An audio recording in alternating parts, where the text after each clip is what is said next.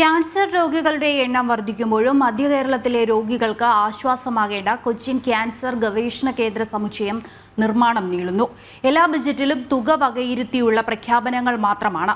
2014 ശിലാസ്ഥാപനം നടത്തിയ കെട്ടിട സമുച്ചയം നിർമ്മാണം പൂർത്തിയാക്കിയിട്ടില്ല. ക്യാൻസർ സെന്റർ നിർമ്മാണത്തിന് 14.5 കോടി രൂപ കഴിഞ്ഞ ബജറ്റിലും പ്രഖ്യാപിച്ചിരുന്നു.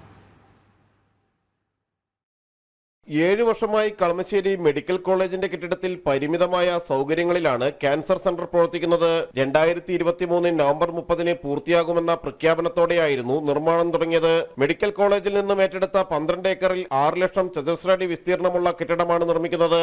നിർമ്മാണ ജോലികൾ സമയബന്ധിതമായി തീർക്കാതെ ഇപ്പോഴും തുടരുകയാണ്. LDF സർക്കാരിന്റെ ബജറ്റ് പ്രഖ്യാപനങ്ങളിൽ മാത്രം ഉൾപ്പെടുന്ന പ്രധാന പദ്ധതിയായി കാലങ്ങളായി കൊച്ചി ക്യാൻസർ ഗവേഷണ കേന്ദ്രം മാറുകയായിരുന്നു. മെക്കാനിക്കൽ, ഇലക്ട്രിക്കൽ, പ്ലംബിംഗ് ജോലികൾ ഇനിയും പൂർത്തിയാകാനുണ്ട്. നിർമ്മാണം പൂർത്തിയായി ഉദ്ഘാടന സജ്ജമായാൽ ഡോക്ടർമാരുടെയും ജീവനക്കാരുടെയും നിയമനങ്ങളും നടത്തേണ്ടതുണ്ട്.